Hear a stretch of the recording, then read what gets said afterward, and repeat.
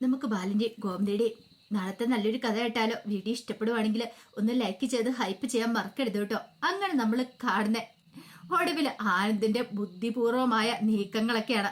ആനന്ദിന് തോന്നി ഇതങ്ങനെ വെറുതെ വിട്ടിട്ട് കാര്യമില്ല. ഗോമതി സ്റ്റോഴ്സിൽ മോഷണം നടന്നിട്ടുണ്ടെങ്കിൽ കള്ളനെ കൈയോടെ തന്നെ പിടികൂടണം തന്നെ തീരുമാനിക്കുകയാണ്. ഈ സമയത്ത് ഇതൊന്നും ബാലനോ ശ്രീദേവിയോ അവരാരുമായിട്ട് അറിഞ്ഞിട്ടുണ്ടായിരുന്നില്ല. ബാലൻ പതിവ് പോലെ തന്നെ കടലെ കാര്യങ്ങളൊക്കെ നോക്കി പിന്നീട് പച്ചക്കറിലോട് നോക്കാൻ വേണ്ടിയിട്ട് ശ്രീദേവിയും കൂട്ടിക്കൊണ്ട് പോവാ. ആ സമയത്ത് കട ആകാശിനെയും അതുപോലെ രാമേട്ടനെയും ഏൽപ്പിച്ചിട്ടാണ് പോകുന്നത്. അവരങ്ങോട്ട് പോയി. ഈ സമയത്താണെങ്കിലോ അലോകിന്റെ പിന്നാലെ പോയിരിക്കുമായിരുന്നു ആര്യനും അതുപോലെ മീനാക്ഷിയും കൂടെ. ഏതോ ഒരു പെണ്ണിനോടൊപ്പമാണ് അലോക് പോയിരിക്കുന്നത്. എങ്ങോട്ടാ എന്താണെന്നൊന്നും അറിയത്തില്ല.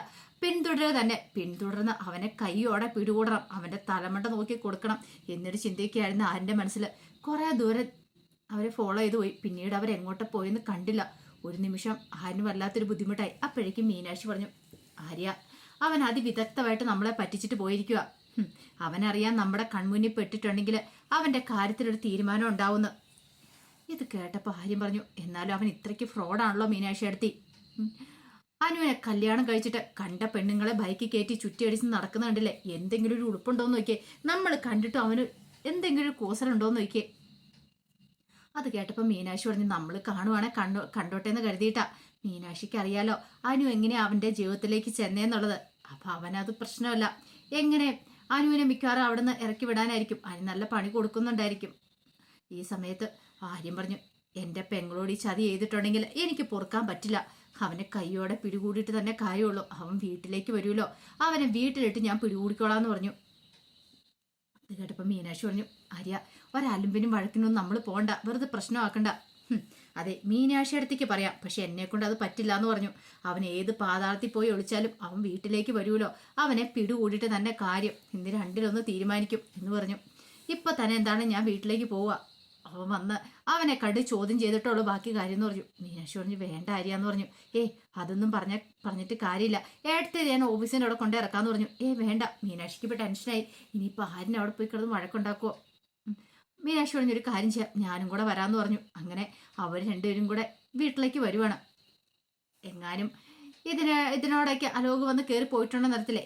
അവൻ വന്ന് പോകാൻ സമയമൊന്നും ആയിട്ടില്ല. ആ പെണ്ണുമായിട്ട് സൊല്ലാൻ വേണ്ടി പോയിരിക്കുമല്ലേ.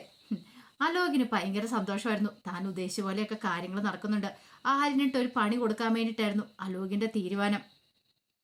അവനും വലിയ നല്ലവരാന്നുള്ള പേര് കേട്ടിരിക്കുക. അപ്പൊ അവനിട്ടൊരു പണി കൊടുത്ത് അവനെ എല്ലാവരുടെ മുന്നിൽ ചീത്തയാക്കണം എന്നൊരു ചിന്ത കൃഷ്ണമംഗലംകാരുടെ മുന്നിലൊക്കെ. ഇപ്പൊ വല്യച്ഛനൊക്കെ ആരിനെ കുറിച്ചും ഭയങ്കര മതിപ്പാ, നല്ലവനാന്ന്.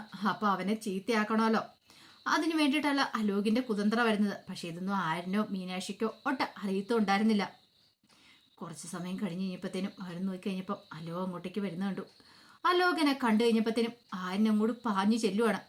പാഞ്ഞു എന്നിട്ട് ഹെടാന്ന് പറഞ്ഞ് വിളിച്ചു. അപ്പോഴേക്കും അലോക് നോക്കി, അവിടെ നിൽക്കടാന്ന് പറഞ്ഞു. അലോകിന് മനസ്സിലായി ഇത് വഴക്കുണ്ടാക്കാനുള്ള വരവാണ്. എന്തിനാ ഏതാന്നൊക്കെ മനസ്സിലായി. ചോദ്യം ചെയ്യാനാണ്. അപ്പോഴേക്കും ആലോചിച്ചു, എന്താടാ? എടാ കണ്ട പെണ്ണുങ്ങളെയും ബൈക്കിന് പിന്നെ കയറ്റി നാണം ഉണ്ടാടാ നിനക്ക് പാടുന്നു ചോദിച്ചു.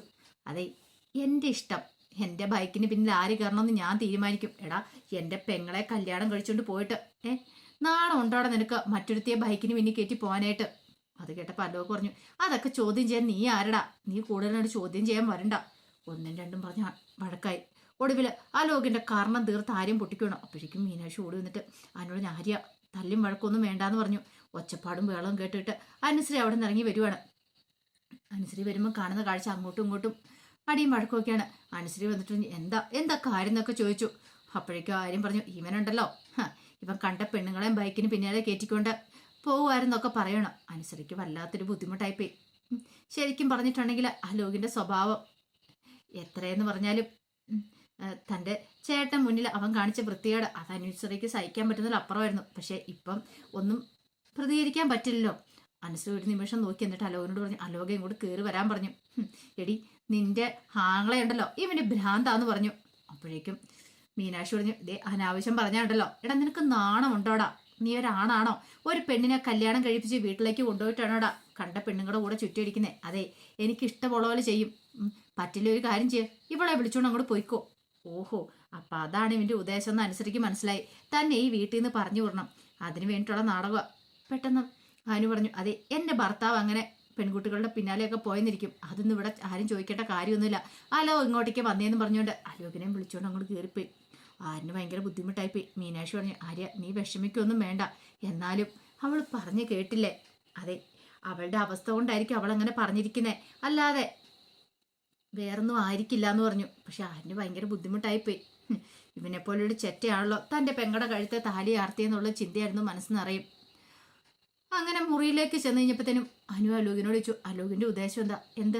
അല്ല നീ വേറെ പെണ്ണുങ്ങളെയും പിന്നിലിരുത്തി പോയത്, ഓ ഇനിയിപ്പോൾ അത് ദേവമംഗലംകാർക്കിട്ട് കൊടുക്കാനുള്ള പണിയാണോ, അത് എന്നെ ഈ വീട്ടിൽ നിന്ന് ഇറക്കി വിടാനാണോ? രണ്ടും നടക്കില്ല അലോകെ, ഞാൻ ജീവനോടെ ഉള്ളപ്പം നടക്കില്ല. നീ ഏത് പെണ്ണിൻ്റെ പിന്നാലെ കയറിയെന്ന് പറഞ്ഞാലും നിന്നെ അങ്ങനെ ഞാൻ വെറുതെ വിടാൻ പോകുന്നില്ല. നിനക്ക് എൻ്റെ നിന്ന് രക്ഷപ്പെടാൻ പറ്റില്ല. എന്നെ ഈ വീട്ടിൽ നിന്ന് ഇറക്കി വിടാന്നൊരു മോഹം ഉണ്ടെങ്കിൽ അതും കൂടി മനസ്സ് വെച്ചാൽ മതി. അപ്പോഴേക്കും അലോക് പറഞ്ഞു, ഒന്ന് പോടി അവിടുന്ന്, ഞാൻ നിന്റെ കഴുത്ത് താലി പോലും കെട്ടിയിട്ടില്ലോ. എടാ അത് കെട്ടിയിട്ടില്ലെന്നുള്ള കാര്യം എനിക്കെല്ലാം അറിയത്തുള്ളൂ, പക്ഷെ ബാക്കി ആർക്കും അറിയില്ലല്ലോ. നീ ഇനിയിപ്പോൾ ആരോട് പറഞ്ഞാലും ആരും വിശ്വസിക്കാനും പോകുന്നില്ല എന്ന് പറഞ്ഞു. അലോകിനും ഭ്രാന്തെടുക്കുവാണ്.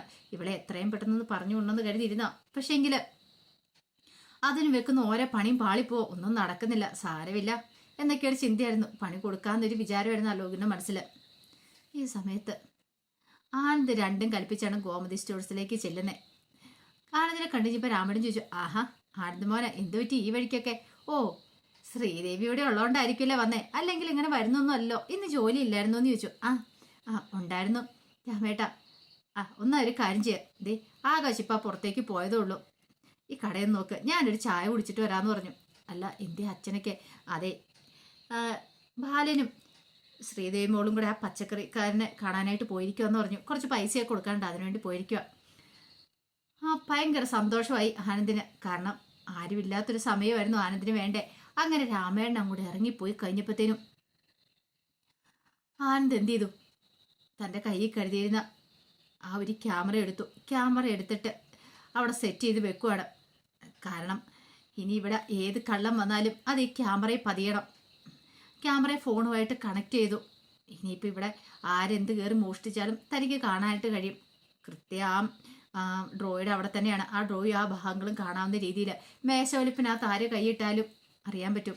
ഒരുപക്ഷെ അച്ഛനാണോ മോളാണോ കള്ളത്തരം കാണിക്കണേന്ന്. പണം അടിച്ചു മാറ്റിയത് ശ്രീദേവിയാണോ ഉദയഭാനുവാണോന്ന് അറിയണം. അപ്പോൾ അതിന് വേണ്ടിയിട്ട് ആനന്ദ് ആ കാര്യം ചെയ്തേ. അങ്ങനെ ആനന്ദ് അതെല്ലാം സെറ്റ് ചെയ്തു. പിന്നീട് ഫോൺ ഓണാക്കി നോക്കി, കൃത്യമായിട്ട് ഫോണിനകത്തെല്ലാം കിട്ടുന്നുണ്ട്.